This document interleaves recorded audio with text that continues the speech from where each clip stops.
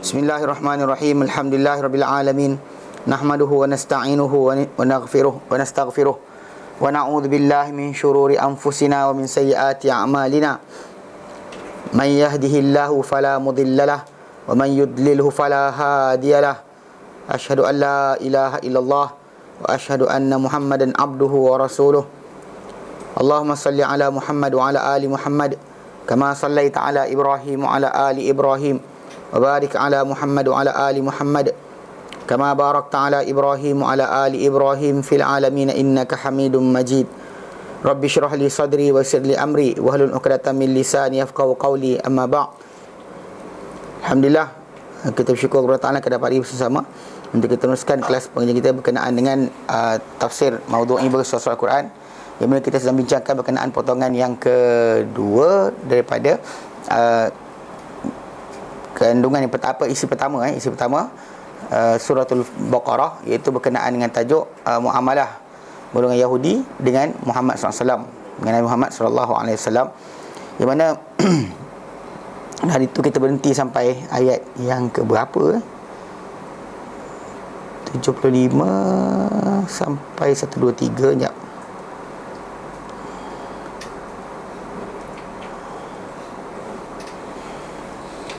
Yang terakhir kita ambil itu adalah berkenaan dengan wasiat yang Allah Ta'ala beri pada mereka.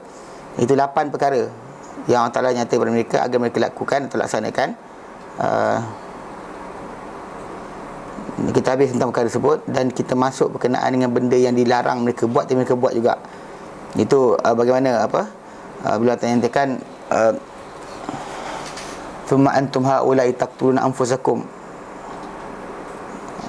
Kita bincang tentang sebab betul. Ya.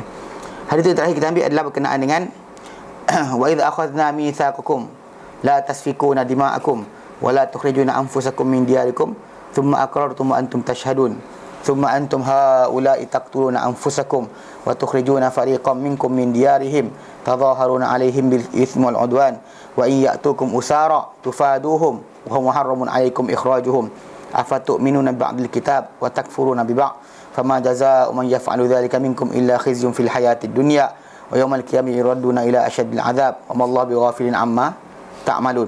Okey. Ya, ulaika alladziina ishtarawul hayatad dunya bil akhirah fala yukhaffafu anhumul 'adzab wa la hum yunsarun. Sampai situ yang ke-6 kita ambil, dan kita nak bincangkan hari itu sampai perenggan yang ke berapa. Jap. Okey. Okey. Jadi kita sambung bahagian lepas tu. Kita ambil hadis terakhir adalah berkenaan dengan janji Allah Ta'ala ambil pada mereka, berkenaan dengan jangan membunuh sama sendiri, jangan usir sama sendiri, tapi mereka langgar juga. Dan sehari ini kita masuk kepada ayat berikutnya, itu ayat yang ke 87 88. Baik, ikut. A'udzu billahi minasy syaithanir rajim.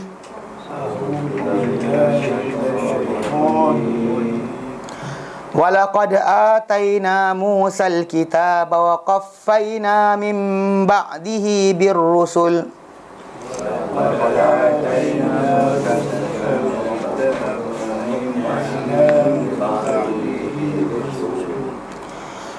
Wa atayna Isa ibn Maryam al-bayyinat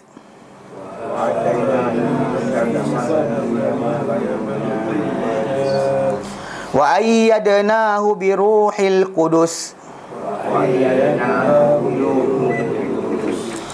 afa kullama ja'akum rasulun bima la tahwa anfusukum mustakbartum apa kullama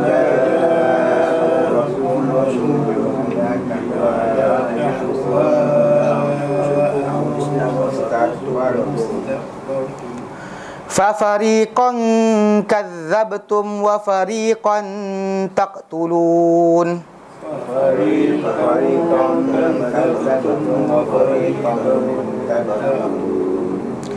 wa qalu qulubuna ghulf bal la'anahumullahu bikufrihim faqalilan ma yu'minun. Okey. Walaqad ataina, demi sungguhnya ataina, kami telah berikan Musa al-kitab, Musa al-kitab, kami telah berikan Musa kitab wa qaffaina, dan kami ikutkan. Qaffa ni ikut, susulkan. Min ba'dihi, ni kalau baca terjemah terbalik tau, sesudah darinya. Yang baca dari sesudahnya ni kita faham. Dalam bahasa Melayu lah.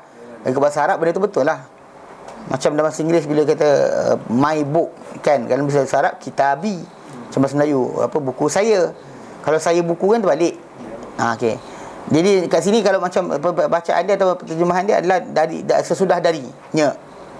Bir rusul, bi dengan ar-rusul. Ar-rusul, rasul. Utusan. Dia ramai. Kalau seorang rasul. Rasulun, rasulani, rusul. Plural Wa ataina, dan ataina, kami datangkan, kami berikan. Sebenarnya ata ya'ti datang. Ata yu'ti datangkan, berikan. Dia ada empat huruf. Kalau asal dia ata ya'ti datang. Hikim kan, ata ya'ti. Atau macam ja'a yaji'u. Tapi ata dia panjang sikit. Ata yu'ti. Ataina, kami datangkan. Mana kami bawakan, kami berikan Isa bin Maryam al-bayinat. Isa ibn Maryam. Isa anak lelaki Maryam. Al-bayinat, bukti-bukti. Tanda-tanda. Pasal bayinat ni maksud dia kalau kita sebut mukjizat lah.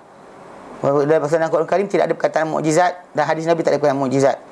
Mukjizat tu adalah perkataan yang derive daripada perkataan a'jaza, yu'jizu i'jaz.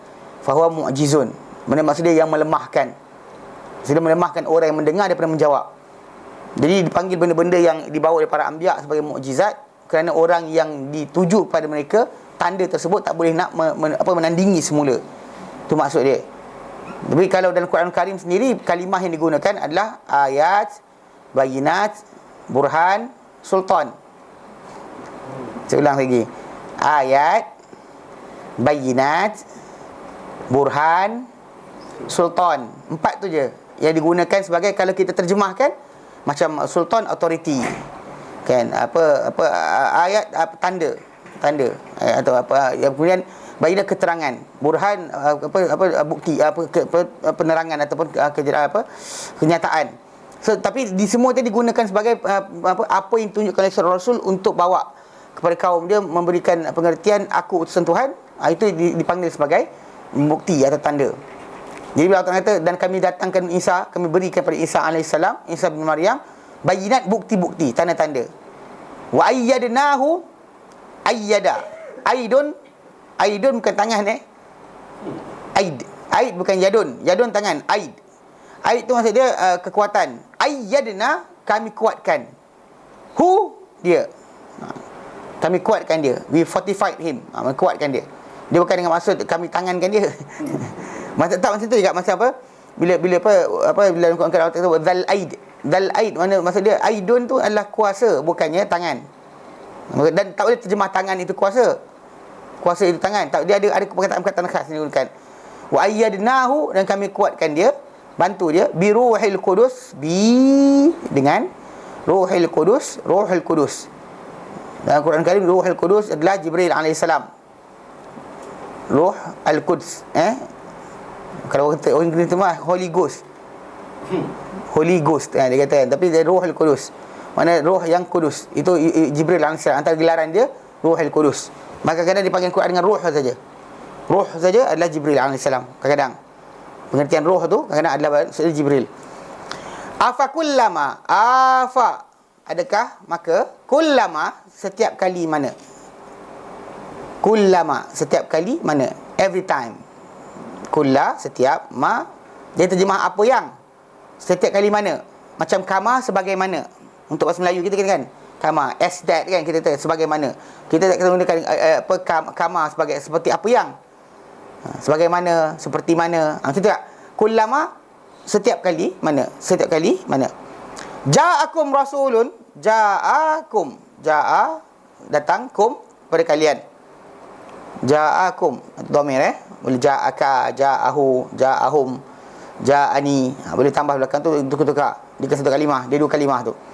Rasulun, seorang utusan, bima la tahwa, dengan apa yang tidak tahwa, diinginkan, dimahukan, disukai, diimpikan oleh siapa?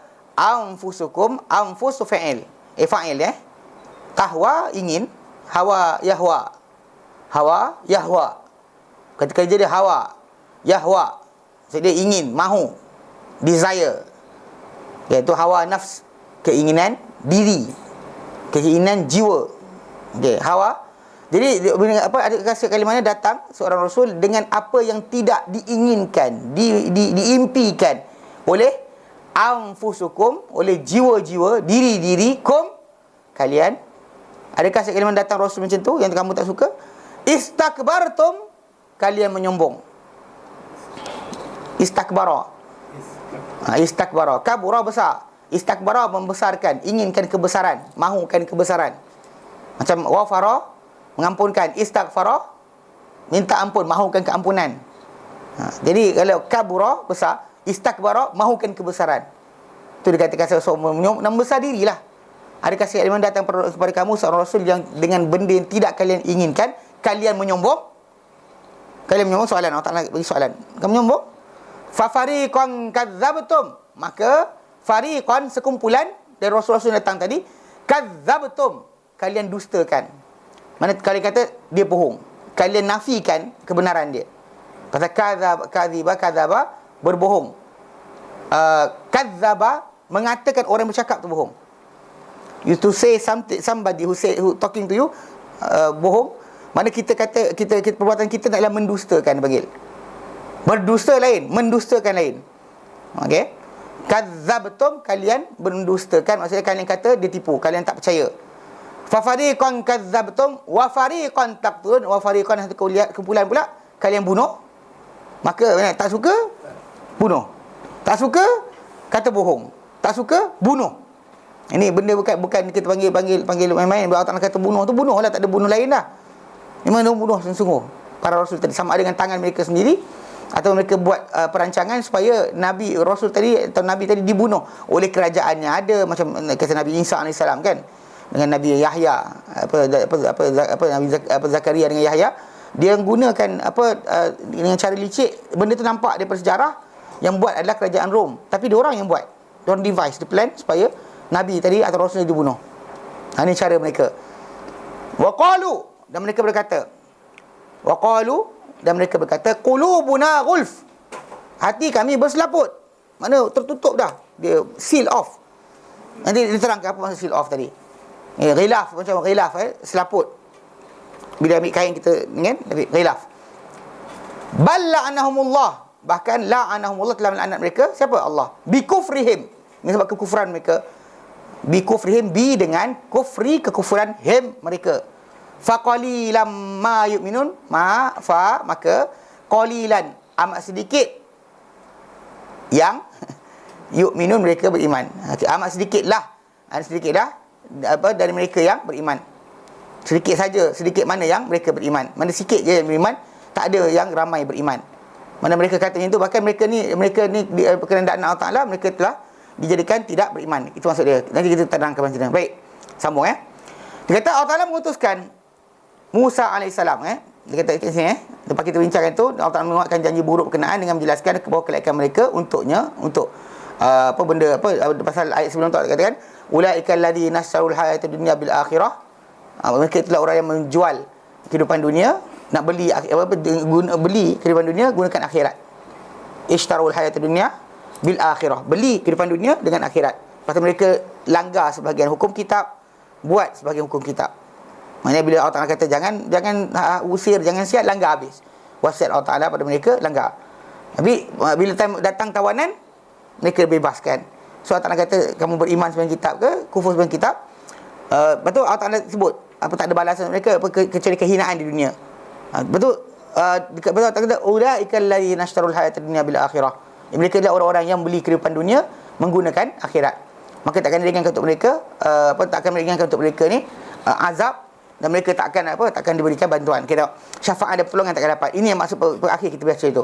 Baik, sambung. Bila kita kata tadi walaqad ataina Musal kitaba wa qaffayna min ba'dihi birrusul. Okey, Allah Taala nyatakan, dia kata dan musibah kaum berkenaan bukan pada kurangnya peringatan. Maksudnya bila mereka sesat tadi atau kita kata melanggar perintah Tuhan, bukanlah kerana kurang peringatan. Bukan kerana tak ada orang bagi tahu. Ini kena faham ya, kerana banyak orang kena salah faham, dia kata, yelah memang saya tak tahu, macam mana nak tahu kawasan tempat saya tinggal tak ada Muslim, atau kawasan tempat tinggal tak ada ustaz. Awak tinggal dengan ustaz tu bolehlah. Dia jadi macam alasan untuk kembalikan kesesatan yang berlaku pada dia kepada suasana. Memang kita tak nafikan suasana tadi sebahagian dari qadar Allah Ta'ala yang membantu kita untuk kebaikan atau keburukan. Allah tunjuk kepada berikan persediaan awal. Tapi dalam masa yang sama, kita bertanggungjawab di atas pilihan kita. So kita ada akal. Itu sebab beza kita dengan kambing atau lembu. Mana kambing, lembu tak ada option. Dia lapar tengah malam duduk diam je. Mana keluar dah. Kita tengah malam macam lapar. Macam lapar lah. Kita keluar pergi makanan. Lepas tu kedai buka 24 jam. Kan kita boleh langgar. Sepatutnya malam tidur. Ni malam melantak. Lepas tu dia bulat. Itu masalah juga. Makan banyak, lepas tu last sekali bangun tidur lewat. Atau bangun tidur, lepas tu ngantuk balik, tidur balik. Dia datang kelas lewat. Kita tahu. Okey. Tak tahu saya kata siapa terasa lah. Baik, faham tak? Jadi benda tadi, kita kata benda tersebut option kita.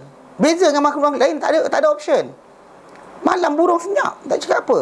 Duduk atas pokok tu, lapar dah, bising dia berebut tempat tidur, tempat aku.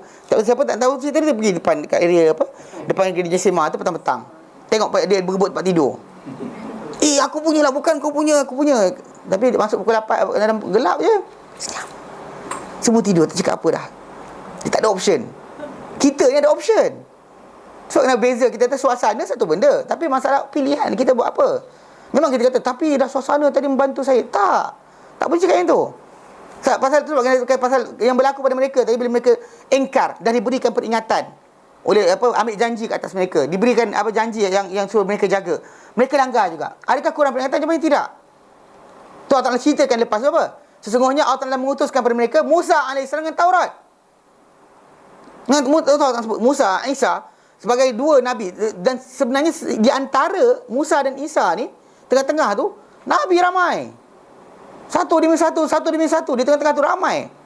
Silih berganti, mati seorang nabi, datang seorang nabi, mati seorang nabi, datang nabi berikutnya. Bahkan kita kata ialah kerana mereka ni kan anak-anak Yaqub AS. So jadi memang kita kata yang kita faham daripada selepas Yusuf AS. Lepas Yusuf siapa? Ayub. Betul? Ya, kalau kisah tengah-tengah tu kena Ayub lah. Lepas tu Musa, Ustaz Musa sampai ke bawah. Mereka semua sebenarnya memang kita kata nama nabi tu silih berganti, mati seorang hidup, mati. Maka kadang-kadang ada dalam satu zaman tadi 3 nabi ada, 3 rasul ada. 3 nabi ada serentak ada dalam kaum mereka. Tu bahkan kerana tu ada sebahagian para ulama menafsirkan kisah Yasin tu. Yasin dengan kisah wadrib lahum mathalal ashabil qaryati idh ja'al mursalun, kan? Buatlah untuk mereka perbandingan berkenaan satu kampung bila datang pada mereka ni para rasul. Bukan rasul, para rasul. Mana datang mereka 2, fa'azzazna bi thalithin, kami kuatkan yang ketiga. Mana dah 2 rasul datang tak cukup, datang 3 pula. Okey, yang ini ada orang cuba mengaitkan kisah dengan Antioquia. Yang dikatakan kat situ ada 3 nabi. Dalam Bible sebut satu tempat tu dia hantar 3 dan sebagainya. Tapi dia kufur juga dan sebagainya. Jadi ada kisah kuning tu dikaitkan dengan Bible. Kerana dalam Bible tadi kalau ikutkan ada rekod. Satu zaman tu 2-3 rasul serentak pada satu kaum. Nah, macam Musa sendiri bersama dengan Harun. Bukan seorang, 2 orang. Musa tinggal ada naik pula. Ada gak pengganti dia, tapi gagal juga dia orang. Tak boleh dengar cakap. Jadi maksud dia bukan sebab tak ada peringatan. Maka Musa AS diberikan dengan Taurat. Walaqad ataina Musal kitab wa qaffayna, kami susulkan baginda dengan utusan-utusan yang ramai di atas syariat Musa. Bukan atas syariat lain. Kalau syariat lain pening kepala pula. Hari tu halal, ni haram pula. Kan? Hari bawah hari tu halal. Nabi yang satu tu mati, Nabi kedua datang, ini sudah halal. Lepas tu Nabi ketiga datang, haram balik. Pening kepala juga macam tu. Problem sekarang ni semua datang syariat Musa AS. Dan dari mereka adalah Isa yang datang kepada mereka dengan tanda-tanda mukjizat yang nyata. Pasal Allah tak nyatakan apa tu wa'atina Isa Maryam al-bayinat. Pasal Isa di antara rasul tadi, bahkan Isa punya tanda tadi sejak lahir. Dalam buayan lagi bercakap. Semua orang tahu benda berkenaan. Tapi orang boleh lawan lagi rasul tadi. Bayangkan kalau kita daripada buayan lagi bercakap. Buayan lagi dah bercakap. Kalau kita ni kalau ada kata ada budak magic ni tu, saya ingat dekat India tu ada seorang budak lelaki tu, kononnya dia duduk kat pokok tu, tak makan, tak minum, tak tidur, tak sekian kan, duduk diam. Kat mana tu saya ingat. Tapi lepas tu hilang kisah. Tak ada orang kata rupanya ada orang cakap rupanya tengah malam adik-beradik datang bawa makanan. Sebagai orang datang kan, orang datang sekian. Dia ikat tali keliling kan. Semua duduk orang depan dia. Apa nama budak tu entah. Saya tak ingat. Pasal kan dah senyap dah. Jadi bomoh lah dia. Tak bomoh pun, dia diam je. Dia duduk kat pokok tu, kononnya dia start tu tak makan, tak minum, tak tidur. Ya tidak, Allah alam. Tak buang air sebagainya. Orang kan. Datang tapi lepas tu ceritanya. Tak tahu sekarang tak ada dah. Cerita je kata adik-adik datang tengah malam pergi makan, orang tak nampak. Wallahu alam. Tapi cerita je sekarang dah hilang lah. Kalau tidak menggelupur lagi manusia pergi sana. Kan kalau ada lagi kan, lama dah orang pergi sana. Apa nama budak tu dah? Saya tak ingat. Ada gambar, ada kamera letak tangkap gambar. Saya kata yang tangkap gambar tu pun sama juga. Dia punya geng juga. Ada timing dia padam kan kejap bagi makan. Ni dah budak tu duduk diam. Dia rasa pelik, tak apa. Kononnya dia menyedut apa? Zat-zat daripada udara ni. Kan? Betul lah, nitrogen, hidrogen, oksigen ada kat udara ni kan. Kalau untuk bentuk apa gula kan, karbohidrat. Karbon, hidrogen, oksigen kan ada.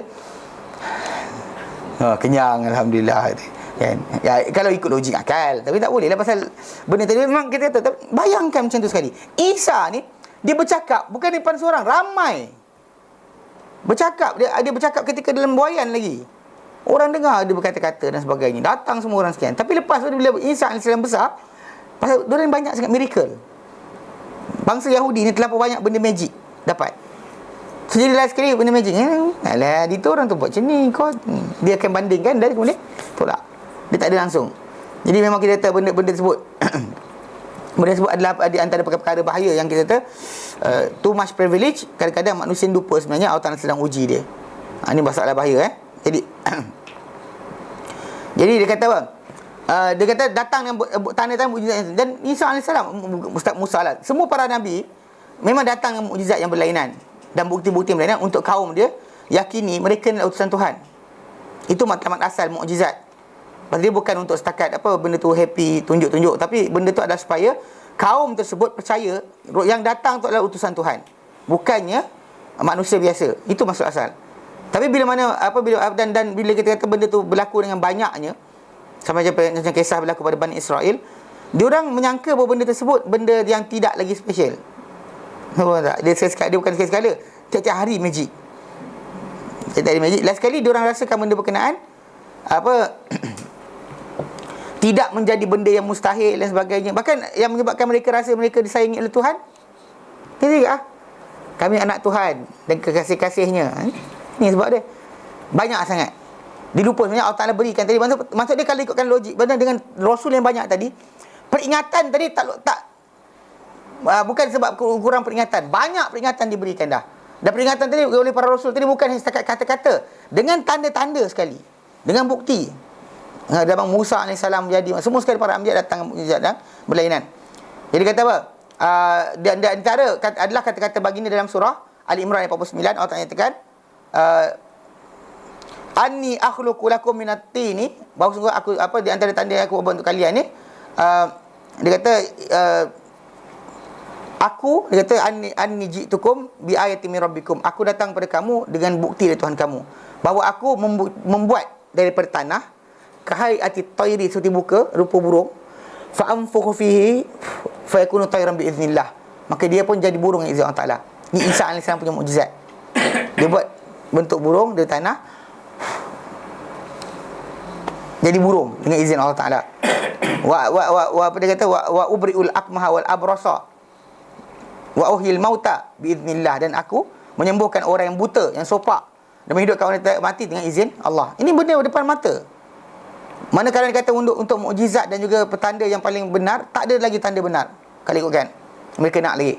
Okey, jadi Allah Taala bantu, dan Allah Taala bantulah baginda itu Isa AS dengan Ruhul Qudus, iaitu Jibril.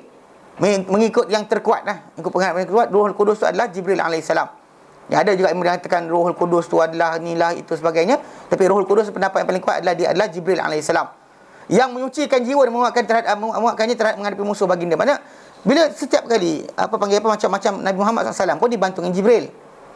Yang dibantu dengan Jibril AS juga. Mana Jibril datang bagi wahyu pada baginda. Jadi Isa AS pun diberikan benda yang sama.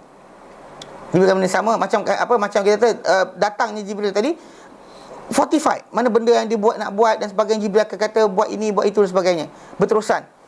Mana maka kalau ikutkan setiap apa yang dibuat oleh kaum berkenaan dengan setiap benda yang tanda tadi, apa mereka buat?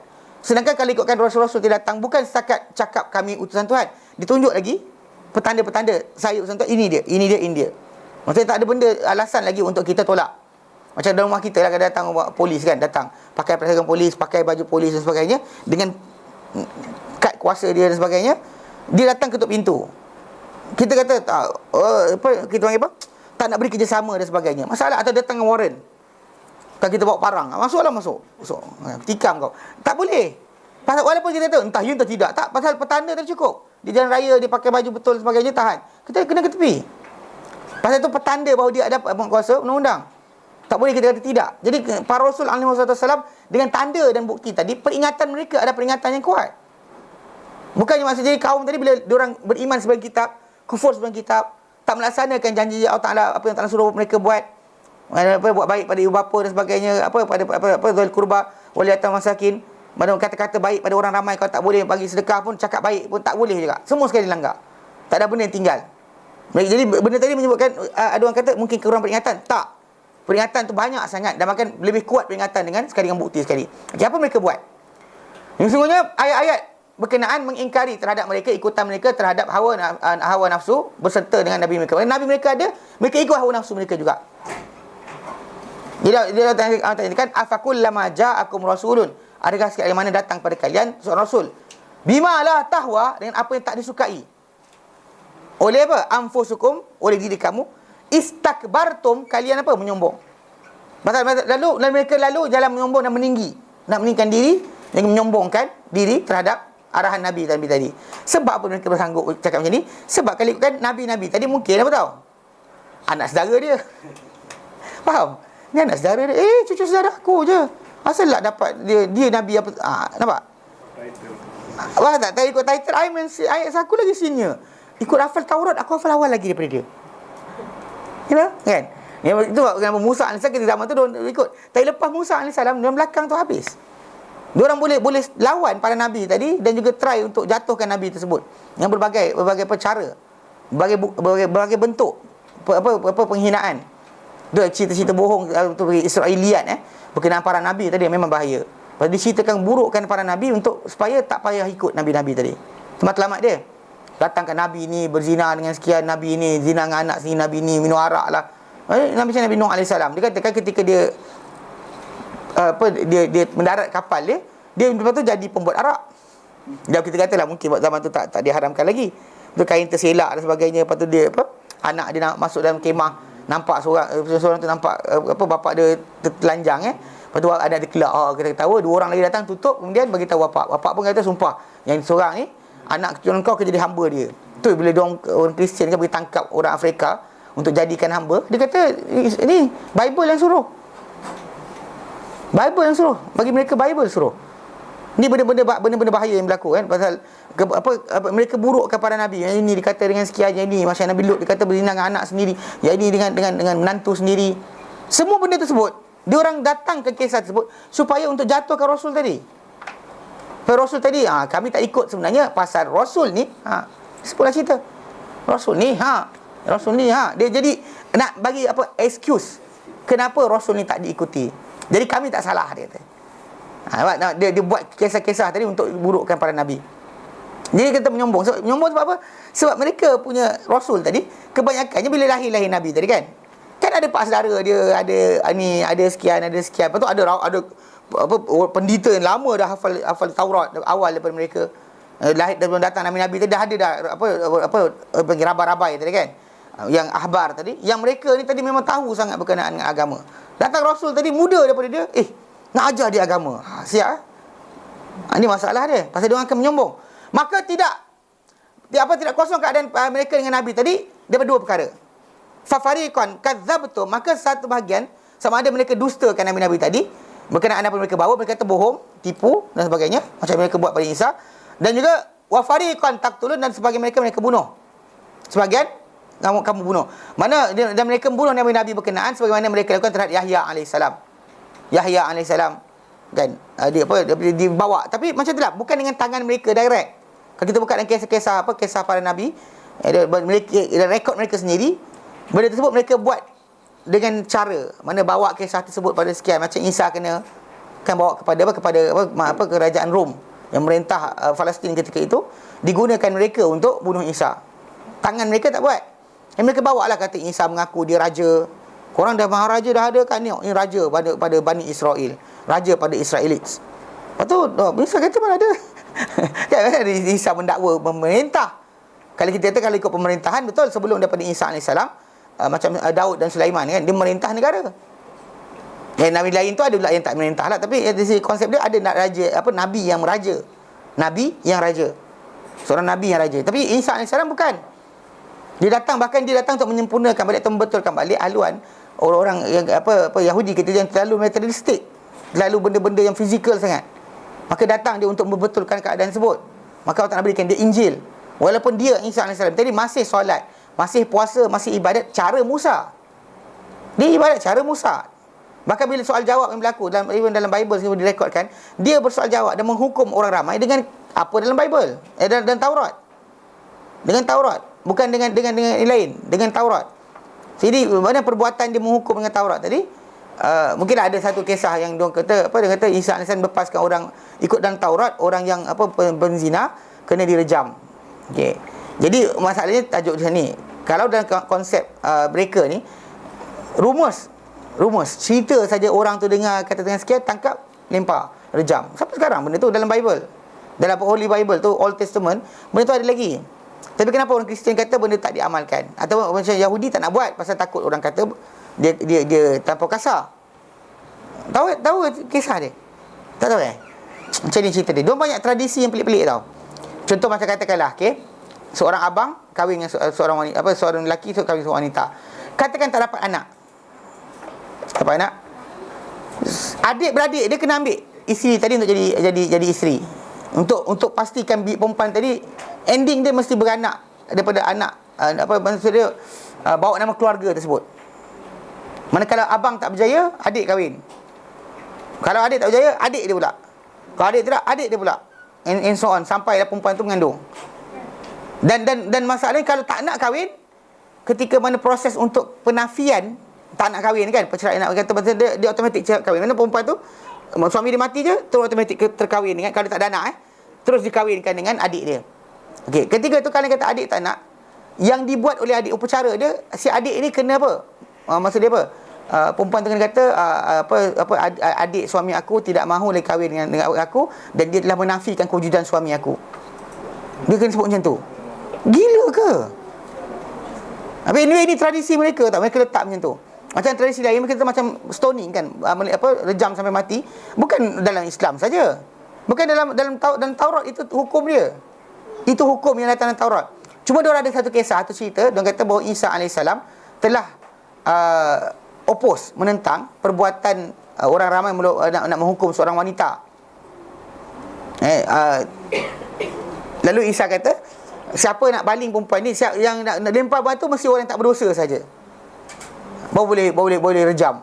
Maka kita tu semua orang tak ada siapa yang tak berdosa, dia kata. Jadi ketika dia orang gunakan tengok Isa AS macam menafikan, membatalkan hukum tadi. Siapa kata kan? Benda tadi kita kata pasal mungkin ketika waktu tersebut benda tersebut kerana mungkin wanita tadi dituduh dengan bohongnya, wallahu alam, tak tahu. Tapi yang penting kita kata Isa AS memang melaksanakan hukum Taurat. Bahkan kalau ikut Isa AS lagi bahaya. Kalau dia kata orang tengok wanita lain dengan rasa nafsu, maka lebih baik dia korek mata dia. Hukum dia korek mata. Sebab kalau daripada badan dia semua masuk neraka, biar mata dia jahanam. Kalau tangan dia pegang benda yang haram kan, benda orang tengah wanita yang haram, lebih baik tangan itu dipotong berbanding dengan dia pegang masuk neraka sama sekali. Mana daripada badan semua badan masuk neraka, lebih baik tangan saja. Ini lafaz Isa lagi harsh, lagi kasar daripada setakat ni. Mana pandang dengan nafsu je. Pandang dengan nafsu, korek mata. Sebab daripada seluruh badan masuk neraka, temankan mata, baik mata jahanam je. Faham? Jadi benda ni kasar. Memang kita kata benda tadi, kita nak merasakan kebenaran kata-kata dia tadi daripada Isa AS, ya ke tidak, kena jaga jugalah. Tapi maksudnya dua-dua sekali datang bentuk dia. Yang ini dia kata ringankan, yang ini kata yang ini lagi beratkan. Bahkan benda tak ada pada Musa AS punya hukum. Isa beratkan lagi teruk. Bukan setakat lagi teruk daripada Musa punya syariat.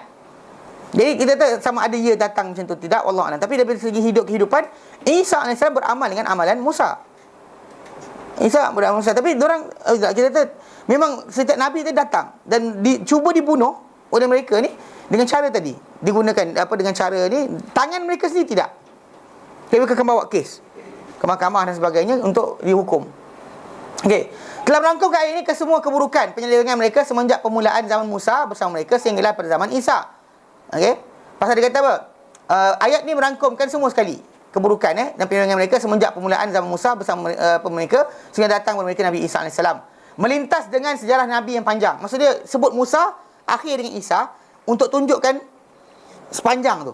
Pasal semua nabi-nabi Bani Israel, nabi-nabi Bani Israel yang renounce, yang dinamakan sebagai nabi Bani Israel, start dengan Musa. Walaupun Yusuf AS dia nabi, Ayub yang disebut sebagai nabi, tapi tidak renounce dengan sebagaimana kisah Musa AS. So, Musa datang dengan Taurat. Adapun Nabi Yusuf, kita kata dakwah dia hanya kepada keluarga dia saja. Dan kita tak nyata berkenaan dengan tajuk risalah dia macam mana. Dia ada apa? Mukjizat dia mentadbirkan mimpi. Tapi tidak datang dengan apa kitab dia bawa. Kan? Apa mesej yang dia bawa. Kalau dia kata kalau ikut kepada para anbiya yang ada risalah yang kita sebut macam Taurat, Injil, Zabur kan. Benda tu dalam keluarga yang lepas Musa AS. Kita ada yang sebut suhuf Ibrahim, tapi tak tahu suhuf tu macam mana. Yang kita tahu Ibrahim convey message. Ketika dia jumpa kaum dia lawan kaum dia berkenaan dengan tauhid, dia ada message dia kat situ. Tapi yang ada nabi-nabi lain, contoh macam Nabi Yaqub, kan kehidupan dia kan dengan family dia saja. Nabi Yusuf kan dengan family dia kan masuk kepada kerajaan yang Mesir ketika itu pun, Raja Mesir, dia tak ajak masuk agama dia.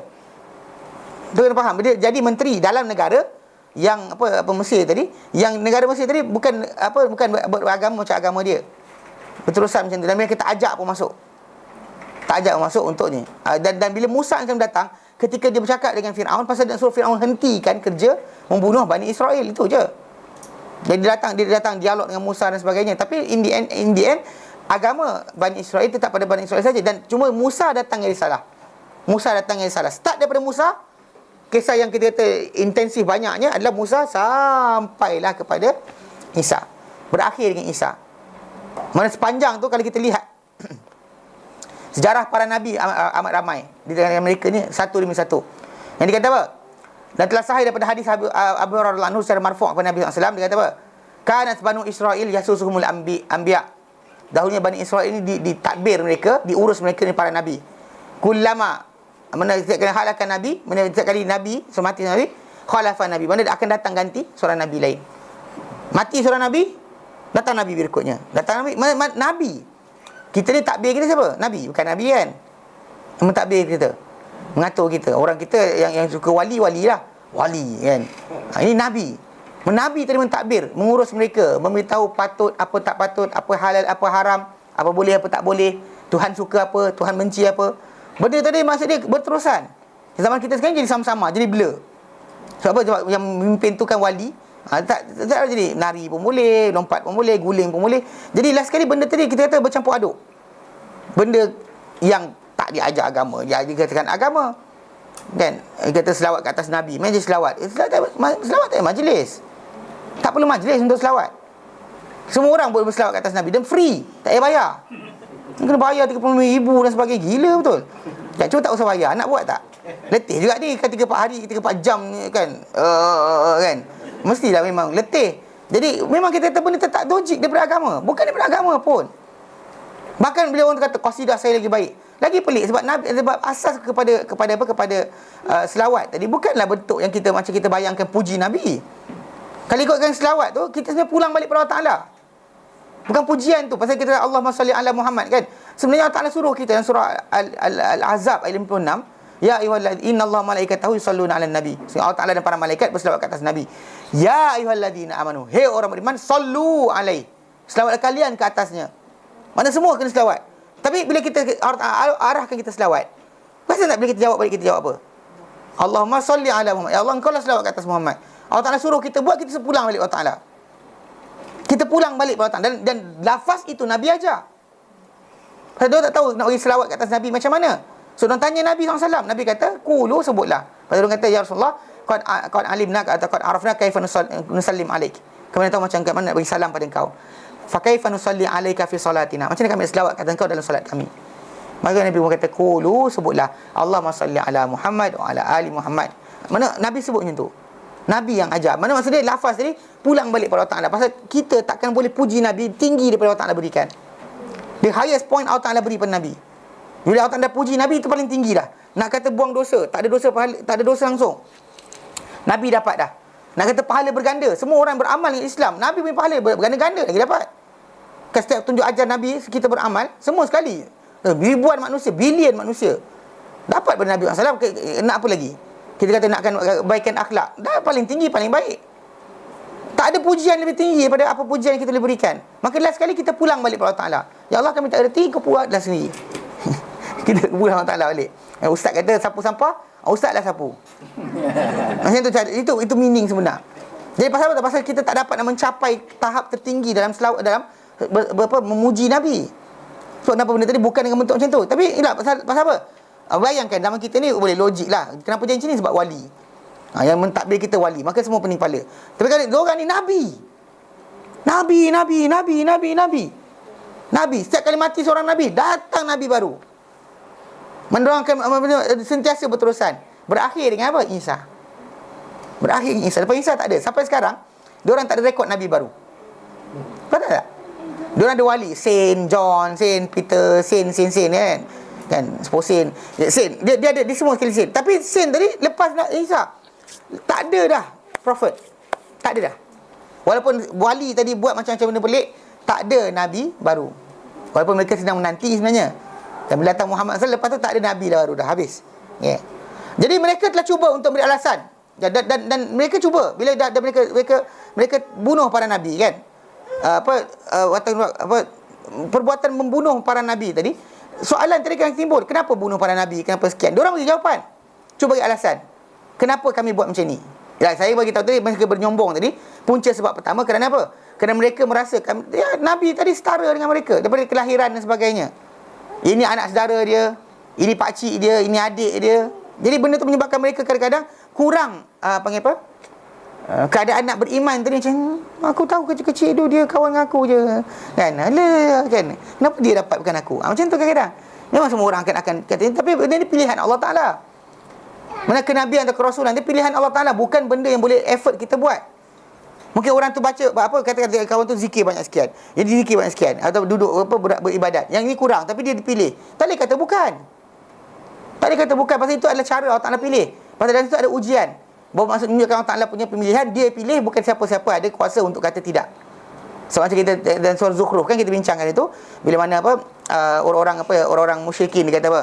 Wa qalu laula nuzila hadzal Quran. Dan mereka berkata, kalau turunkan Quran ini ala rajulin, kata seorang lelaki, minal qaryatain, daripada kampung, itu Mekah atau Taif, azim, kita hebat. Yang lelaki daripada Mekah tu dimasukkan adalah Al-Walid bin Mughirah. Daripada Taif ada Uqbah bin Mas'ud. Dia kata kalau Quran dapat kat dua orang ni, hebat kata. Hebat. Ni tapi Muhammad dapat, Muhammad baik, tapi dia tak sampai setara tu. Dia kata dia bagus tapi macam tu. Jadi bila Allah Ta'ala berikan jawapan, lepas mereka kata itu, Allah Ta'ala kata apa? Ahum yaksimuna rahmat rabbik. Adakah mereka yang mengagih-agihkan rahmat Tuhanmu? Adakah mereka yang mengagih-agihkan rahmat Tuhanmu? Pasal benda ni, kalau orang tu faham betul-betul, semua kehidupan dia akan belajar untuk tidak dengki dengan orang. Kalau siapa faham benda ni, dia akan faham, oh ini anugerah Allah Ta'ala berikan. Memang kita boleh buat apa? Anugerah Allah Ta'ala. Rezeki orang dapat lebih dari kita, orang dapat pangkat lebih dari kita. Kita buat kerja lagi banyak, dia dapat pangkat lebih dari kita. Kan biasa jadi kes ni kan. Mana kadang-kadang orang tu dia pasal dia punya kedudukan sebagai pengarah. Kadang bukan kita kerja bukan dia buat pun. Betul tak? Kita kerja orang lain buat, dia dapat nama. Ada masalah juga. Okey. Nah, ayat 30 kejap. Dalam surah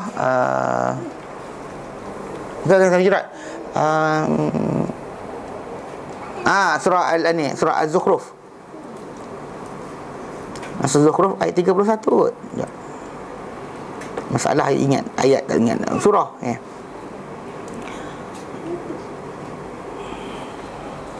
Okey tak bila mereka kata kenapa tak patut orang dapat dan sebagainya, maka Allah Ta'ala jawab. Allah Ta'ala kata apa? Ahum yaksimuna rahmat rabbik. Adakah mereka mengagihkan rahmat Tuhanmu? Maksud dia bila orang ni dapat, bukan orang tu dapat, bukan orang ni. Maksud dia benda tersebut adalah anugerah Allah Ta'ala. Tu dalam ayat yang ke-31. Mana ayat kita nanti 32. Tengok. Mereka dan waqalu, dan mereka berkata laula nuzila hadzal Quran, kalau diturunkan Quran ini ala rajulin, kata seorang lelaki minal qaryatain, daripada buah kampung azim, hebat. Kalau dah sampai hebat, dia kata. Lepas tu tak nak jawab. Ahum yaksimuna rahmat rabbik. Adakah mereka yang mengagih-agihkan rahmat Tuhanmu? Pasal orang ni dapat, orang lebih, orang ni kurang sebagainya. Dia orang ke agih-agihkan? Allah tak nak jawab. Nahnu qasamna bainahum ma'isyatahum fil hayatid dunya.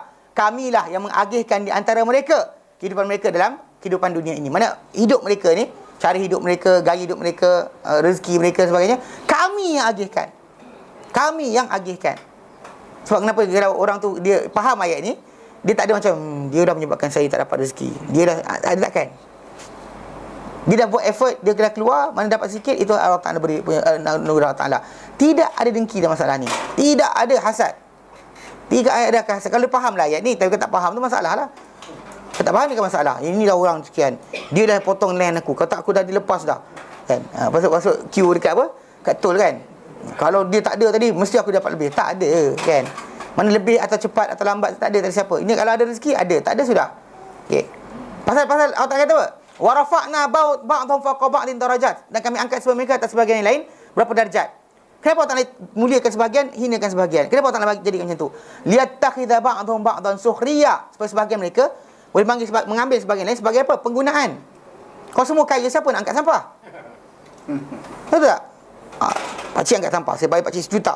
Tak apalah, ustaz angkat, saya bayar 2 juta. Faham tak? Kan semua orang dah ada, tak ada nilai dah. Tak nilai dah. Kita nak gunakan apa? Pakcik kata, ustaz saya bagi 3 guni beras. Pakcik 5 guni beras. Siapa nak buat kerja tu? Tu kenapa ada manusia atas bawah. Tapi bukan masalah orang hina tadi. Hina di sisi Allah Ta'ala. Tak, dia rendahkan kedudukan dan juga jadikan orang tu lebih humble. Lebih merendah diri, sanggup untuk kerja macam tu. Itu je. Kalau ikut ni suruh bagi kan, orang tu kaya mana sekipun, tak nak kutip sampah dia. Jahanam tu ni, dunia ni. Kan habis nak buang sampah kat mana? Masuk dalam Mercedes. Nak buang sampah JJ tu. Nak ke? Kan beli kereta mahal buat sampah. Tadi asal kereta busuk. Kereta bukan kemudian sampah sendiri. Hantar sendiri dekat tu, dekat area Kepong Selayang apa ni kawasan tu? Batu Cave Selayang kan nak. Hantar sendiri.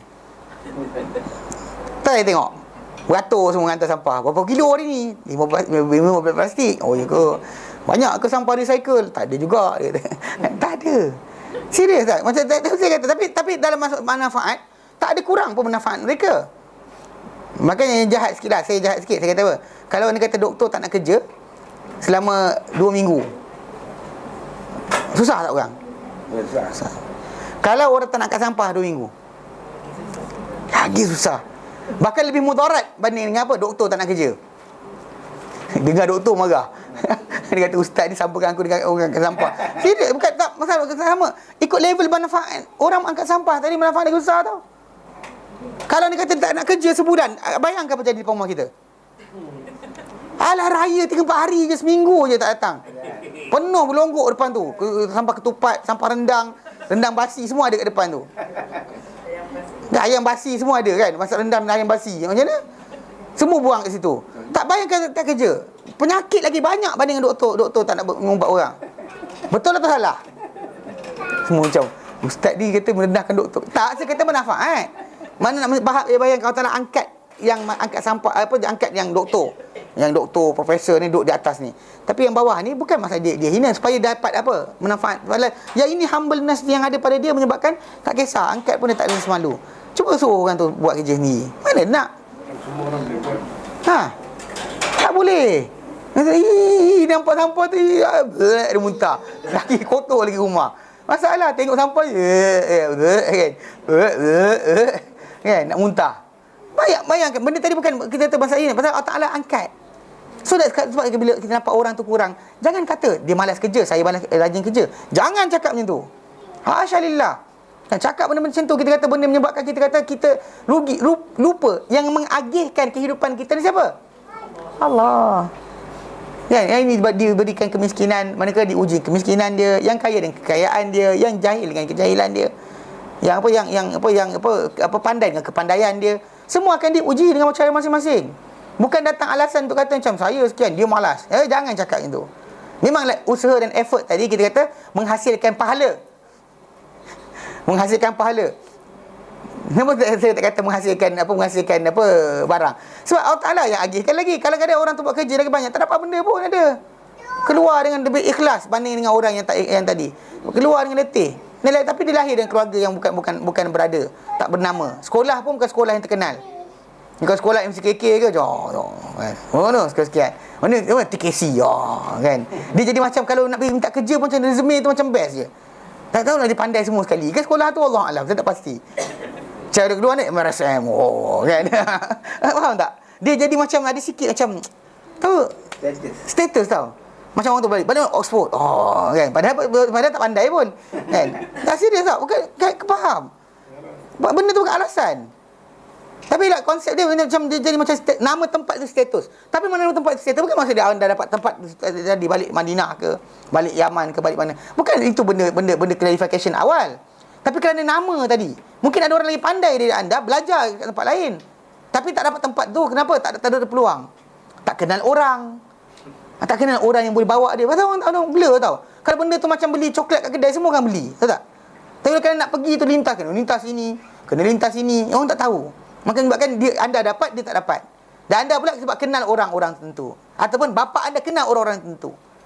Maka dia, faham tak dia punya konteks tu? Jadi benda tu Allah Ta'ala agihkan. Ya perasanlah kan. Wa rahmaturabbika khairum majma'un. Kan? Dan rahmat Tuhanmu lebih baik daripada mereka himpunkan. Pegang ayat ni. Yang kita untuk kefahaman. Pasal tadi para anbiya tadi kita kata berlaku pada mereka ni kedegilan. Sebab itu antaranya. Sebab mereka tak boleh lihat. Allah Ta'ala pilih tadi macam kenapa dia? Kenapa tak aku? Kenapa tak sekian? Kenapa tak sekian? Jadi last sekali itulah istakbartum. Nabi, dengan Nabi kita menyombong. Ini dapat wahyu Allah Ta'ala ni, turun pada dia. Time to time, datang pada dia wahyu Allah Ta'ala. Kita boleh sombong dengan dia. Apa alasan lagi sebenarnya kalau ada? Tak ada. Tak ada alasan.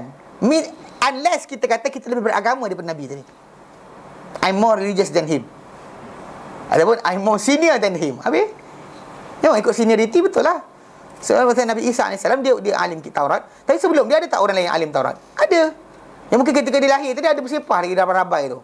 Yang mereka ni lah yang keluarkan arahan untuk Nabi Isa AS dibuat penghakiman dan sebagainya, ditahan, ditangkap, kemudian dibawa pengadilan, bawa ke tapi bila pengadilan di sisi mereka lain, bawa ke kerajaan Rom lain.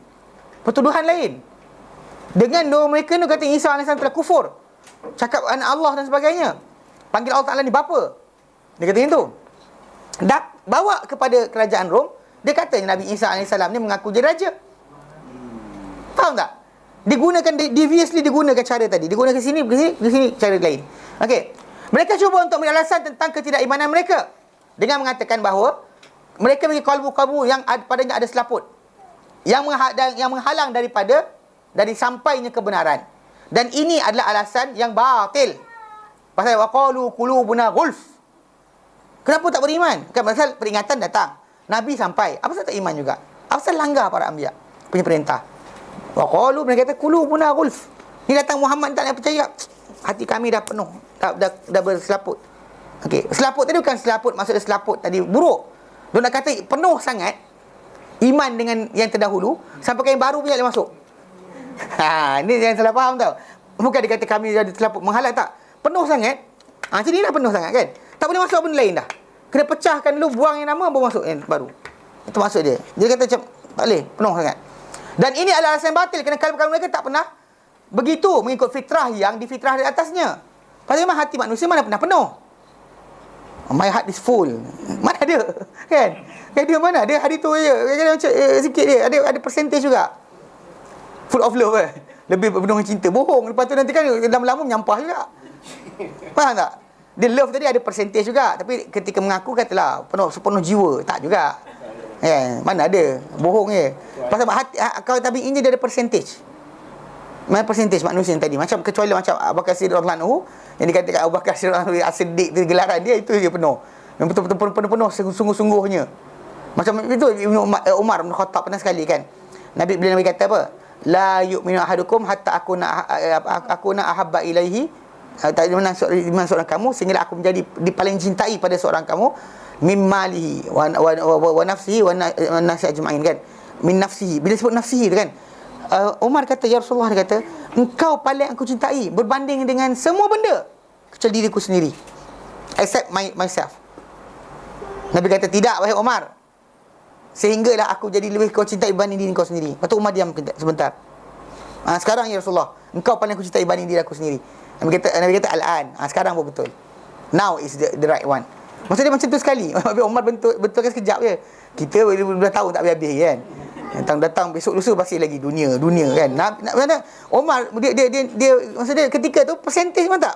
Hati manusia ni ada diisi. Dan bahkan macam lah orang tu kata sayang isteri kan. Lepas tu kan dia kereta sayang tak?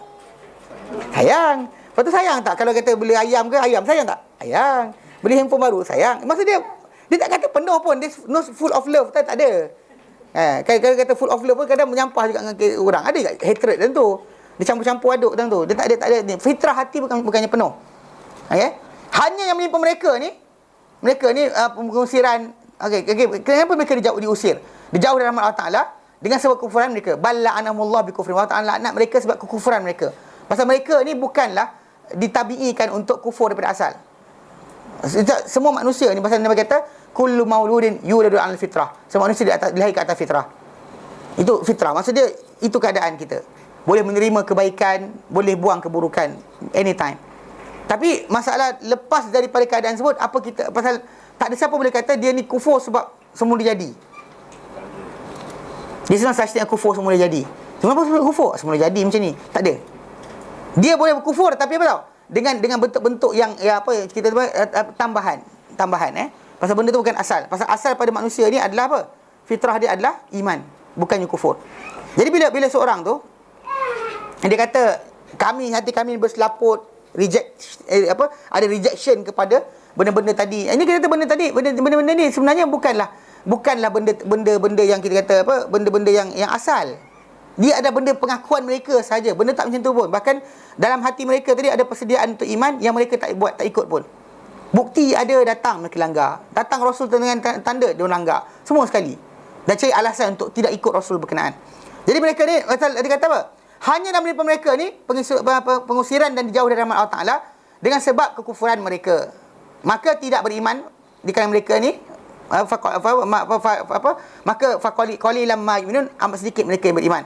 Maka tidak beriman dan tidak beriman mereka ni melainkan dengan sedikit saja taklif. Mana mereka sedikit dia beriman ataupun yang ditaklif mereka tu banyak. Mereka ambil sikit je. Sebahagian saja daripada yang ditaklifkan. Okay? Dan mereka tak beriman kecuali sedikit jumlah mereka, jumlah yang beriman sedikit, ataupun dia beriman tapi apa? Yang dia amal pun sedikit je daripada keseluruhan yang diarah kepada mereka oleh Allah Subhanahu Wa Taala. Dan Allah Taala nyatakan dalam surah Nisa ayat 155, Allah Taala nyatakan fabima naqdihim, maka dengan sebab pengungkaian mereka terhadap janji-janji mereka, mitsaqahum, janji mereka, wa kufruhum, dan kekufuran mereka dengan sebab mereka mengungkaikan janji mereka, dan juga dengan sebab mereka dengan sebab mereka kufur terhadap ayat-ayat Allah, kufur terhadap ayat-ayat Allah, wa qatlimul anbiya, dan mereka membunuh para nabi. Maknanya ni Allah Ta'ala kira bilang satu benda yang mereka menyebabkan mereka kena ni. Mereka ungkai janji. Allah Ta'ala ambil janji atas mereka, jangan buat benda sekian, diorang buat juga. Kemudian kufur, Allah Ta'ala berikan arahan, beri tanda-tanda, langgar. Ataupun bunuh para Nabi bighairil haq, dengan tanpa kebenaran. Wa qauluhum, dan juga wa qaulihim, dan dengan sebab kata-kata mereka, qulubuna ghulf. Ini benda-benda yang menambah. Okay, menambah mereka untuk perkara tersebut. Jadi mereka sangka macam tu, mereka kata ini, maka Allah Ta'ala kata bal taba'allahu ala qulubihim, bal taba'allahu 'alaiha bi kufrihim. Maka Allah Ta'ala petri atas dia dengan sebab kekufuran mereka. Maka mereka tak beriman. Fala yu'minuna illa qalila, maka tak beriman mereka kecuali sedikit saja. Pasal mereka dah letakkan perangai-perangai mereka dan kata-kata mereka, maka Allah Ta'ala pun seal off hati mereka. Maka tak nak beriman mereka tu bukan sebab hanya dari tabi'i, tapi kerana perbuatan mereka sendiri. Dia bukan setakat tu, ada benda-benda lain mereka buat. Sebelum dia kata-kata mereka pada Muhammad SAW, hati kami berselaput, orang pernah langgar janji Allah, pernah kufur terhadap Allah Ta'ala. Allah Ta'ala suruh buat langgar, okay? Kemudian ada pembunuhan para Nabi, dan kata-kata mereka, hati kami berselaput. Yang itu yang terakhir mereka cakap pada Nabi. Tapi sebenarnya sebelum itu ada 3 benda lagi, benda lain mereka dah buat. Maka Allah Ta'ala pun seal off hati mereka.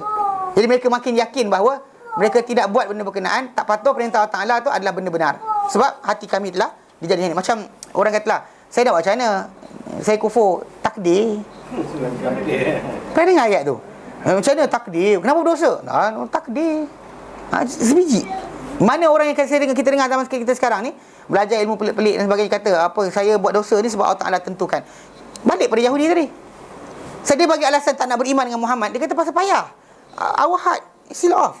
Kami tak nampak macam mana nak boleh masuk, dia kata. Mana benda tu bukan masalah hati dia. Dia masalah rejection dia sendiri. Jangan kata bahawa benda berkenaan dia, saya nampak benar, tapi saya tak apa nak lah, pasal hati saya tak apa, sedap lah.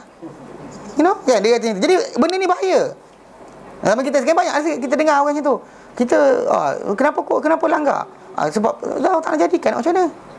Saya buat dosa, sebab Allah Ta'ala jadikan saya berdosa. So, kenapa salah saya? Faham tak? Ada sebab tu yang best. Saya jawab ni salah, tapi jangan marah saya. Sebab yang menjadikan saya punya ilmu banyak ni adalah Allah Ta'ala. Maka marah Allah Ta'ala. Nampak tak? Sebiji macam Yahudi je kau. Yahudi kata apa? Qulubuna ghulf. Kami tak beriman ni bukan sebab apa? Allah Ta'ala jadikan hati kami macam tu, berselaput. So, apa katakan kau, hai Muhammad, ajaran kau rejected, tak boleh masuk, kata. Tak boleh buat apa. Inilah yang berlaku pada hati kami. Nampak? Ini kita kata benda yang dikatakan oleh Allah Ta'ala tentang perangai mereka dan juga apa yang mereka buat terhadap Muhammad SAW. Jadi terhadap Muhammad, mana mereka kata hati mereka berselaput, tapi ini bukan selaput, tapi alasan saja. Tapi bahkan hati mereka degil sebab perbuatan mereka kufur terhadap Allah Ta'ala. Perbuatan mereka, Allah Ta'ala laknat mereka lah, dan jadikan mereka ni jauh daripada mendapat hidayah. So, kena ingat kedegilan kita ataupun keingkaran kita tadi hasil perbuatan kita sendiri. Bukan sebab Allah Ta'ala jadikan tabi'i kita jahat. Dia sebenarnya asas manusia jahat daripada tabi'i. Tapi benda tadi, kedegilan kita membengkokkan hati kita supaya patuh, itu akan bertambah-tambah lah. Itu maksudnya perangai kita sendirilah. Itu sebab kenapa Allah Ta'ala hukum kita di atas apa? Kesalahan kita mengingkari para anbiya. Dan tak ada siapa boleh gunakan alasan kata apa? Suasana, saya lahir dan suasana masyarakat bukan Islam. Macam mana? Tahu tak, suasana tak main peranan. Sebab kita ada apa? Choices. Pilih untuk berdegil atau pilih untuk apa? Patuh. Pilih untuk berdegil, tak nak patuh. Boleh? Silakan. Pilih untuk apa? Untuk lembutkan hati juga patuh. Pun terpulang pada kita. So dengan sebab itu kita jangan sekali-kali letakkan macam mana Yahudi menyatakan, dia kata Allah Ta'ala menyebabkan mereka kufur. Benda itu tak boleh ni. Macam iblis lah. Iblis pun kata Allah Ta'ala jadikan dia kufur. Dalam surah Ar-Ra'af dia kata apa? Fabima aghwaytani, dengan sebab kau sesatkan aku. Dia kata macam tu pada Allah Ta'ala. Mana pasal kes apa? Kau tetapkan aku. Pasal Allah Ta'ala tanya dia, apa pasal kau buat macam ni? Dia kata aku lagi baik dari Adam kan. Lepas tu Allah Ta'ala laknat dia. Dia kata lepas tu minta izin untuk apa? Untuk panjang umur. Allah Ta'ala bagi. Lepas Allah Ta'ala bagi panjang umur, dia kata apa? Qala fabima aghwaytani. Dia kata dengan sebab kau sesatkan aku, la'udanna lahum siratakal mustaqim. Aku akan sekat mereka jalan kau yang lurus. Mana mereka dia datang itu. Maksud dia kata Allah Ta'ala yang sesatkan dia. Yang dia kata dia tak mengaku Dia tak nak. Dia pasal dia alasan dia. Pasal tu sebab kenapa idea of macam iblis ni difahami dia ni bukan alim, dia abid. Dia ahli ibadat. Banyak ibadat tapi jahil. Sebab first thing first bila dia clarify dia bagus daripada Adam AS, dia salah. Sebab apa tahu? Sebab yang jadikan dia daripada api siapa? Allah. Ke effort dia? Mana effort dia? Adam dari tanah. Allah juga. Effort dia. Bukan Adam salah buat dia jahil tanah. So kalau dia kata benda bukan effort kita, yang bangga apa? Kan? Saya ni anak raja. Awak ni anak raja tu kenapa? Awak buat kerja sendiri. Tak kan? Mana Allah Ta'ala jadikan? Dan janganlah belagak sangat. Saya anak sekian. Pasal yang jadikan kita lahir anak siapa, bukannya effort kita, Allah. Sebab itu dia kata jahil. Dia jahil. Kalau dia tahu, dia takkan buat. Ada para ulama bahaskan lagi, dia kata pemikiran dia kata api lagi bagus dari tanah pun salah juga. Sebab api daripadanya pembinasaan, tanah daripadanya adalah kehidupan. Walaupun tanah dipijak, api tu marah, orang takut dengan api. Tapi tanah walaupun kita pijak, tanah tu berjasa. Most of jasa adalah tanah, bukannya api. Faham? Zaman sekarang ni orang tak pakai api pun masak kan. Kalau kata tapi kalau tak ada api tak ada masak ustaz. Pergi beli convention apa convection apa benda tak nama dia. Stove benda tu yang letak benda barang pun semuanya panas. Letak itu panas, semua panas. Pelik betul. Magic kan. Kan? Masa dia faham tak? Kalau ikutkan logik dari segi asas tak ada benda pun. Tak ada api kat situ. Mana ada api? Tak ada api pun. So masa dia kalau orang kata kalau tanpa api tak dapat makan ayam panggang. Mana ada? Kan? Zaman sekarang tak pakai elektrik lah. Faham tak? Dia logik akal dia maksudnya itulah kata iblis ni abid. Ahli ibadat banyak tapi jahil. Kalau dia pandai dia takkan buat yang tu. Pasal perbuatan dia buat benda tu, dia cakap satu benda yang dia cakap kan. Dia cakap macam tu dengan selamba je, dia salah, dia kontradiksi dia sendiri. Maka bila dia kata engkau sesatkan aku, dengan sebab engkau sesatkan aku. Maksud dia disalahkan siapa? Allah Taala. Dia tak tengok dia yang degil. Dia nampak Allah Taala yang sebabkan dia sesat. Pasal dia kata dia tak nak sujud, dia degil di atas perangai. Dia kata Allah Taala jadikan. Mana boleh macam tu? Macam Yahudi tadi lah. Tak nak ikut Rasulullah SAW, dia kata hati kami berselaput. Itu je alasan saja.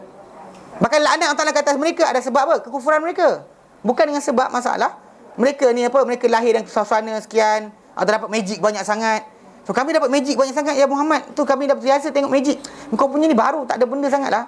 Tak boleh cakap yang tu. Pasal apa? Benda tu bukan alasan. Pasal the question ni memang janji Nabi sebelumnya. Musa janjikan Muhammad akan datang. Isa janjikan Muhammad akan datang. InsyaAllah kita bincangkan nanti. Bukan tanda-tanda tentang kedatangan Muhammad SAW yang akan dibawa nanti. Masalah ayat yang datang. Dia first kitab. Nanti ayat kita baca nanti walamma ja'ahum kitabun min indillah. Lepas tu nanti muka surat belakang walamma ayat 101 walamma ja'ahum rasulun min indillah. Dia dua tau. Mula kitab, lepas tu rasul. Yang ayat kita baca tadi ayat apa tadi? 87 89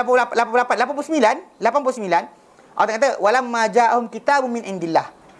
Datang mereka kitab dari Allah Taala. Nanti ayat 101 walamma ja'ahum rasulun min indillah. Allah Taala letakkan dua serangkai untuk tunjukkan apa perangai mereka dengan kitab datang. Lepas tu apa datang mereka dengan datang rasul. Yang mereka Allah Taala janjikan pada mereka akan datang. So diorang apa tindakan mereka? Pasal diorang kata hati mereka berselaput, Allah Taala terangkan sebenarnya bukan selaput tapi mereka degil. Jelas? Okey, baik, berhenti sini. Kita sambung kemudian. Wallahu a'lam. Sallallahu ala sayyidina Muhammad. Alhamdulillahirabbil alamin. Subhanaka hamdika asyhadu an la ilaha illa anta astaghfiruka wa atubu ilaik. Assalamualaikum warahmatullahi wabarakatuh. Baik.